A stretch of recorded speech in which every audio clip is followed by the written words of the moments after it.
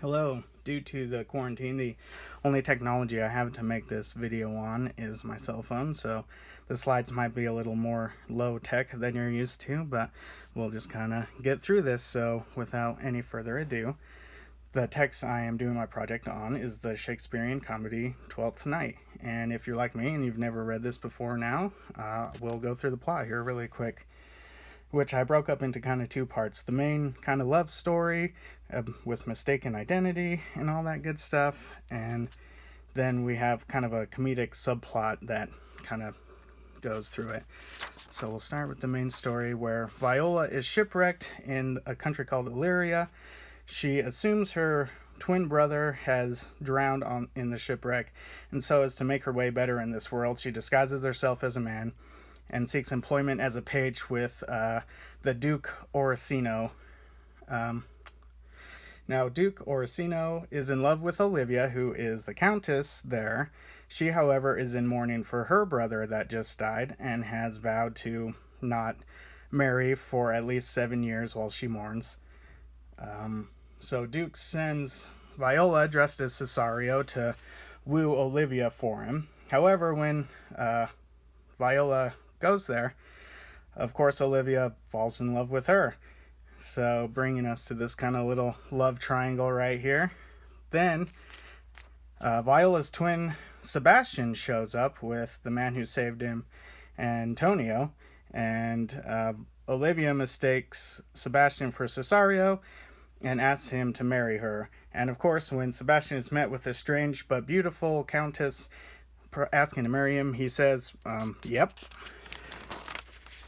So that takes us to kind of the subplot that's been happening through all this. So we've got Sir Toby and Sir Andrew and Fest the Fool, who are partying with Maria, the handmaiden, to Olivia.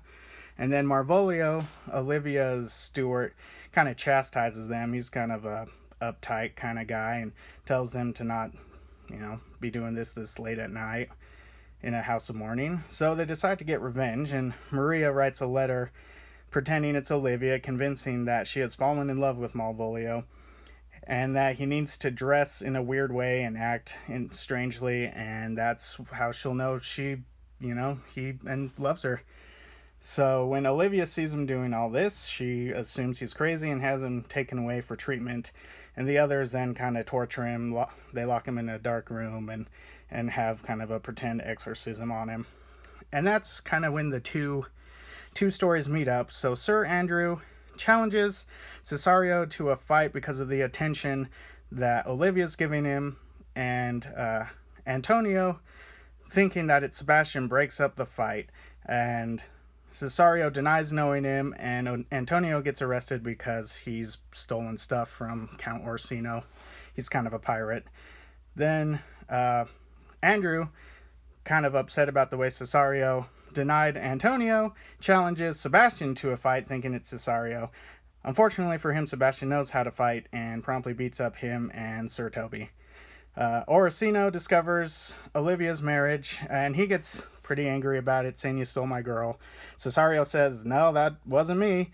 Olivia gets angry having been denied. So just then, Sebastian shows up and reunites with Viola. Everything gets kind of cleared up. Orsino decides to marry Viola, and Marvolio is released because they find out he was being tricked.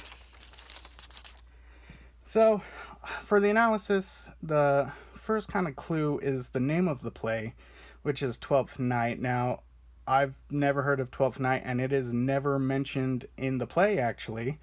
So, I'm going to define it for you here. This is from the introduction in the textbook. In the time-honored festivities associated with the midwinter season, a rigidly hierarchical social order that ordinarily demanded deference, sobriety, and strict obedience to authority temporarily gave way to raucous rituals of inversion. Young boys were crowned for a day as bishops and carried through the streets in mock religious processions. Abstemiousness was toppled by bouts of heavy drinking and feasting, and the spirit of parody, folly, and misrule reigned briefly in places normally reserved for stern-faced moralists and sober judges.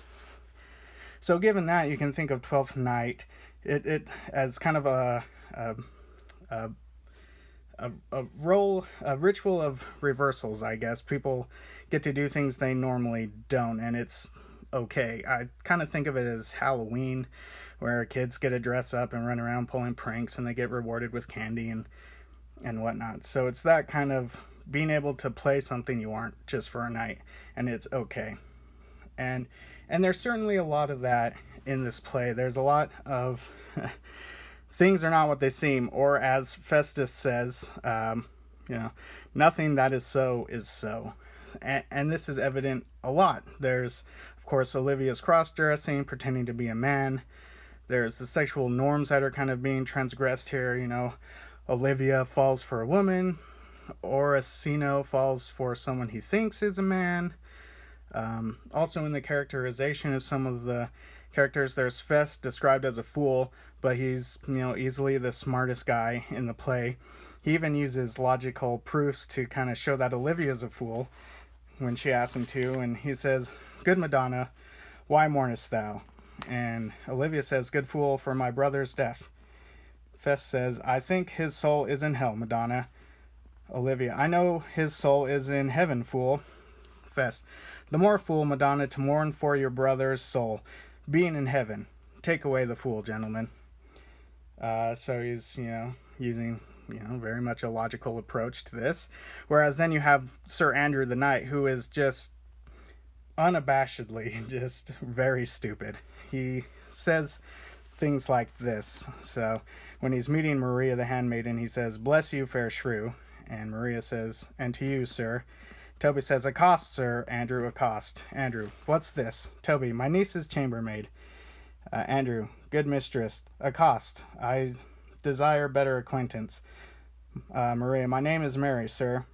Andrew then says, "Good mistress Mary Accost." So he thinks that's her name. And so that's what I mean, is like Fest, the fool, is dumb, and Andrew, the knight, is stupid. So there's a lot of things that shouldn't be that are. There's also the abuse of Malvolio, who is described as a Puritan, which you can see, because that would be something in their society that was very serious. But in this night of festivities, they get to kind of make fun of that order. It's also kind of worth noting that Puritans would be the ones that were opposed to Shakespeare and his plays at this time, that he is the character that gets abused the most in this play. But it isn't just in the plot that you see things that aren't what they seem, because the play is actually written in iambic pentameter in some parts, such as this line, when Olivia says, "Cesario, by the roses of the spring, by maidenhood, honor, truth, and everything, I love thee so, that maugre all thy pride, not wit nor reason can my passion hide." So, but then it also has bouts of prose. So you see the iambic pentameter used when they talk about love and and higher concepts like that. But then when the comedic, fools are talking, it's more in prose. So you can kind of see that the play is kind of playing around with this idea that it won't conform to a certain kind of language, and it isn't what it seems. It's both elevated and not. But also in the wordplay that is seen. So even words aren't what they seem, and there's wordplay all throughout this text, whether it be Fest doing it deliberately or the mistakes that Andrew makes. It's just all throughout here. So, of course, in the end, the masks have to come off and everything gets put right. Olivia is found out to be a woman, and all the social norms are restored.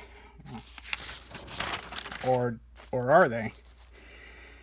Because there's many things that kind of don't. For instance, Viola never actually changes out of her man's clothes. And Orsino seems to be fine with this when he says, "Cesario come, for you shall be while you are a man." So he's like, well, you're dressed like a man, I'm going to call you a man, and I am just fine with that. For other instance, Olivia falls for for Viola, who's a woman, and then essentially marries her twin, the same person. So there's kind of that thought that really maybe she is in love with the woman, but the play just had to have it end, with her falling for a man. Of course, there's also the class systems where Viola and Sebastian kind of marry above their social classes. And this is kind of contested because Orsino does call them noble when he says to Olivia, "Be not amazed, right noble is his blood." However, I couldn't find any other evidence that they actually are nobles. So maybe he's just saying this to justify his actions. So while the play does seem to kind of return everything to how it should be, it also hints that that these things are actually happening and just not being acknowledged by society. So connections to other works that we've kind of covered in this section. There's at first it didn't really seem like it because we've been covering a lot of epics that focus on religion and whatnot, and this is very much kind of small scale play. Religion isn't really involved, and the only demon is a fake one they're pretending is possessing Marvolio. But there is actually kind of, since it's on this smaller scale, there's an emphasis on the individual and the betterment of them that you kind of see in this time period. You've got Lucifer and Red Cross Knight who are trying to better themselves. Of course, love is also a big theme here, just like in all the sonnets that we read. And mostly I connected this to the other plays we read, because in a lot of the other texts, like Paradise Lost and The Fairy Queen, there isn't a whole lot of comedy. They're very kind of serious and take that, weighty subject matter. But whereas in the plays, you find a lot of comedy. In this one, in Dr. Faustus, you have kind of those subplots with the fools kind of stealing the book and summoning demons they don't understand, and even going so far back as Max stealing the sheep and the subsequent covering up of the theft is very comedic. And I find it interesting that the texts that were written by scholars, for scholars, because literacy would have been very low right now, are very serious, whereas the plays which were made for mass production for the people featured so much comedy. And I think this is because they needed something to laugh at. Life was hard, and they really needed that release. And ultimately that's kind of why I chose this text to cover, for the comedic value. And I mean, of course, Shakespeare is the master of this kind of over-the-top comedy, but it's still witty. And sure, there are lots of other themes that, like homosexuality and classism, that are still very relevant to our modern times, and they are certainly worth exploring and are here. But especially, relating to our current situation, we could all use a laugh. There's a lot of fear and anxiety going around, and I think comedy is great for that. And so I wanted to kind of end this with the last lines of the play that Fest the Fool sings.